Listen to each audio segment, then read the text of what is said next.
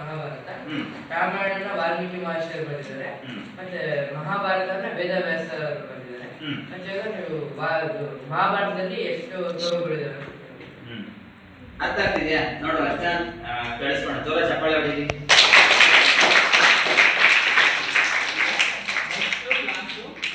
ಈಗ ರಾಮಾಯಣ ನನ್ನ ಕ್ಲಾಸ್ ಯಾವುದು?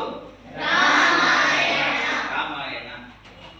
ನಾವು B.Ed ಅಲ್ಲಿ ನಾನು B.Ed ಪದವಿಯನ್ನ ಮಾಡ್ಬೇಕಾದ್ರೆ ನಮಗೆ ಪಾಠವನ್ನ ಫಸ್ಟ್ ಪೂರ್ವ ಪೀಠಿಕೆ ಅಂತ ಕರೀತಾರೆ. ಈಗ ನಾನು ಇಷ್ಟೊಂದು ಹೇಳಿದೆ ಪೂರ್ವ ಜ್ಞಾನ, ವಿದ್ಯಾರ್ಥಿಗಳಲ್ಲಿರುವ ಪೂರ್ವ ಜ್ಞಾನವನ್ನ, ನಿಮ್ಮಲ್ಲಿ ಜ್ಞಾನ ಇದೆ. ಸ್ವಾಮೀಜಿ ಅವರು ಹೇಳ್ತಾರೆ, ಏನಂತ ಹೇಳ್ತಾರೆ, ಜ್ಞಾನ ಶಿಕ್ಷಣ ಅಂತಂದ್ರೆ ಅದು ಯಾವುದು ಹೊರಗಡೆಯಿಂದ ಬರಲ್ಲ, ಅದು ನಿಮ್ಮೊಳಗೆ ಇದೆ.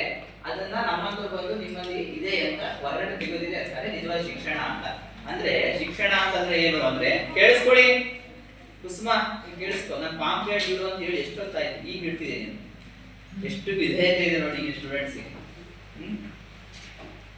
ಸ್ವಾಮೀಜಿಯವರು ಹೇಳಿದ್ದು ಶಿಕ್ಷಣ ಅಂತಂದ್ರೆ ನಿಮ್ಮಲ್ಲಿರುವ ಪರಿಪೂರ್ಣತೆಯನ್ನ ಪ್ರಕಾಶಪಡಿಸುವುದೇ ಶಿಕ್ಷಣ.